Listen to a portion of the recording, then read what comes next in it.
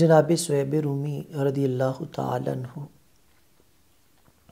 آپ فرماتے ہیں کہ رسول اکرم نور مجسم شفیع معظم صلی اللہ تعالیٰ علیہ وآلہ وبارک وسلم نے پہلی امتوں کے ایک نوخیز ولی کا ذکر فرمایا۔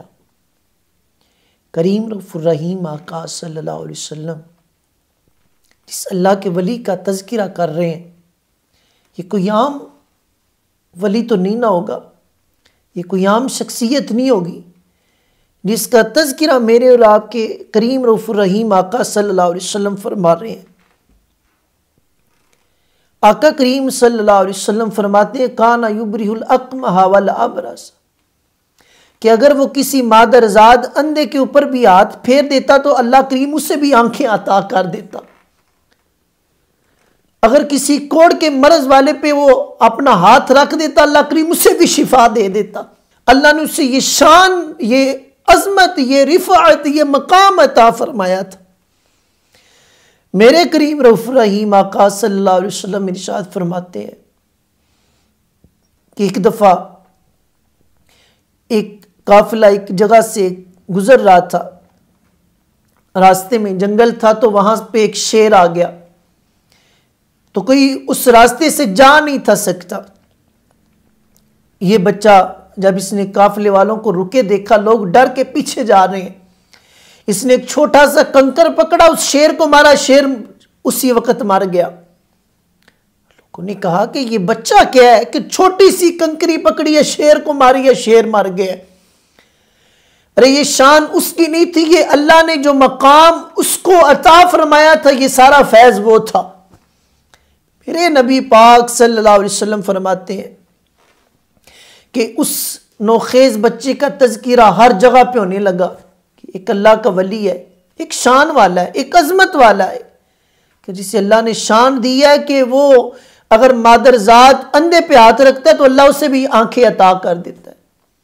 یہ چرچا ہوتا ہوتا ایک وقت کا بادشاہ تھا، وہ بہت فاسق و فاجر تھا، کہتے ہیں کہ اس کا جو وزیر تھا نا، اس کی آنکھیں چلی گئیں، تو اس کو پتا چلا کہ فلاں جگہ پہ ایک اللہ کا ولی ہے، وہ آنکھیں دے دیتا ہے۔ یہ وزیر جب اس اللہ کے ولی کے پاس گیا تو اسے کہا کہ میں تجھے اتنی مال و دولت، اتنے ہیرو جوہرات دوں گا، میری آنکھیں دے دے۔ اس اللہ کے ولی نے کہا کہ مجھے کچھ نہیں چاہیے، بس میرے رب کا ہو جا، تجھے آنکھیں مل جائیں گی۔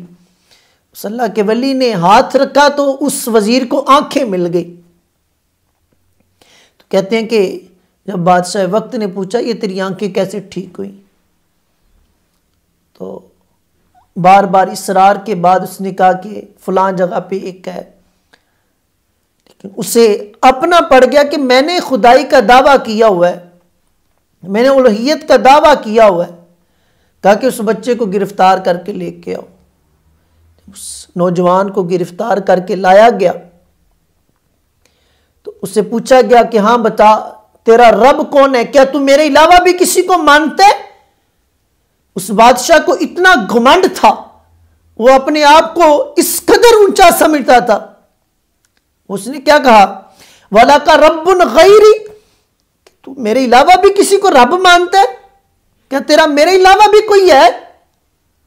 اس نوجوان نے کیا خوبصورت جواب دیا، اس نے کہا نعم ربی و ربک اللہ، ہاں میرا رب وہ ہے، تیرا بھی رب ہے، ہر ایک کا رب ہے، ہاں میرا رب ہے۔ اس نے کہا اچھا، اس نے کہا کہ میری تو رایا مجھ پہ اتنا ٹرسٹ کرتی ہے، میں نے لوگوں کو اپنے گرد جمع کر کے رکھا ہوا ہے، لوگ مجھے سجدہ کرتے ہیں، مجھے خدا مانتے ہیں، تو میرا خدائی کا دعویٰ لے ڈوبے گا۔ اس نے پلان بنایا، اس نے کہا اس اللہ کے ولی کو مار دیتے ہیں۔ اس نے اپنی سپاہیوں کو کہا اسے لے جاؤ، جا کے کسی اونچی پہاڑ کی چوٹی پہ جا کے پھینک دینا۔ اس کی سپاہی گئے، جب پہاڑ کی چوٹی پہ چڑھے نا تو اس اللہ کے ولی نے اللہ کی بارگاہ میں ہاتھ اٹھا دیے، مالک اگر تو اس میں راضی ہے نا تو پھر میں بھی راضی ہوں، تیری محبت میں مجھے مار رہے ہیں۔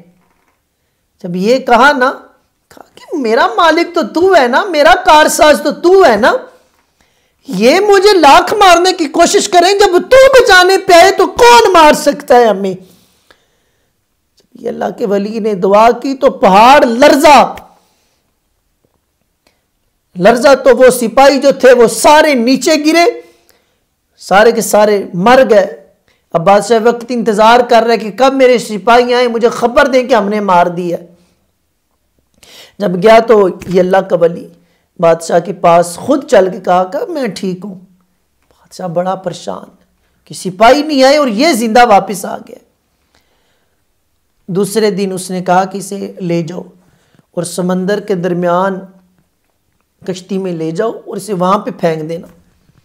جب وہاں پہ لے کے گئے نا تو پھر اس پھینکنے لگے تو اس اللہ کے ولی نے اللہ کی بارگاہ میں وہی دعا کی، مالک تو بچانے والا ہے، تو راضی ہے تو میں راضی ہوں، یہ تیرے نام لیواؤں کو مارنا چاہتے ہیں، اور اللہ پہ بھروسہ رکھو بھائیو، چھوڑ دو کون مارے گا، کون دے گا، کون نہیں دے گا۔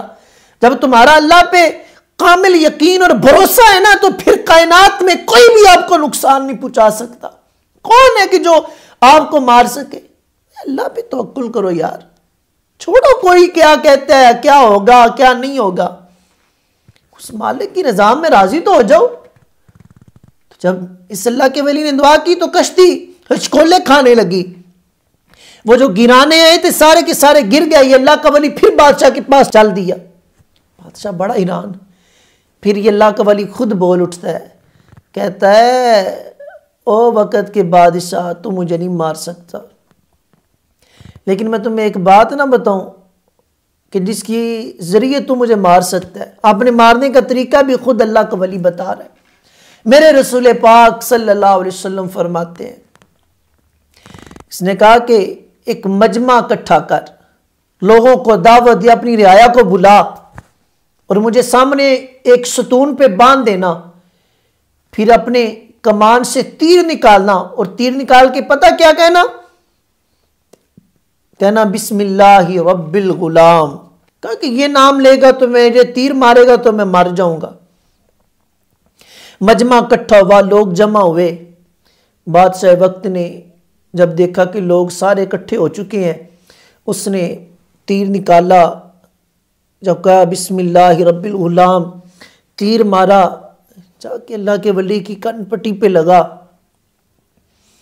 تو اس نے فوراً جب اپنا ہاتھ رکھا نا تو فوراً موقع پہ شہید ہو گئے۔ کہتے ہیں کہ کیا کام ہوا، پھر کیسی تبلیغ ہوئی کہ جب یہ ہوا تو پھر وہاں پہ جتنے بھی لوگ تھے وہ مجمع کھڑا ہوا تھا، انہوں نے کیا نعرہ لگایا؟ انہوں نے کہا آمنا برب الغلام، ہم اس نوجوان کے رب پہ ایمان لے آئے ہیں۔ کہا کہ یہ ہوا کیسے کہ اس اللہ کے ولی نے فردن ہر بندے تک پیغام پہنچانا چاہا، کسی نے نہ سنی۔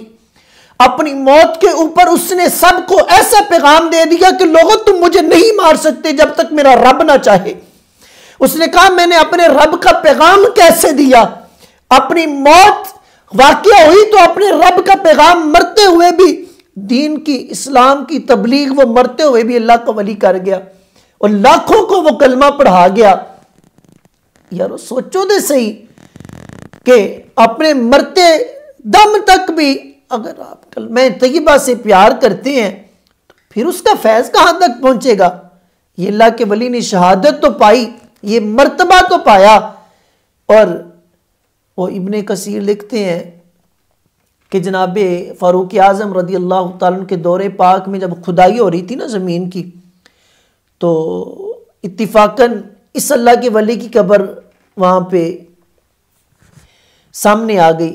تو جب زمین کھودی گئی تو ان کا ہاتھ آج بھی ویسے ہی تھا، اسی طرح کن پٹی پہ ہاتھ رکھا ہوا تھا اور جسم سلامت تھا۔ یارو اللہ کے ہو جاؤ، پھر جسم کو مٹی بھی کچھ نہیں کہتی۔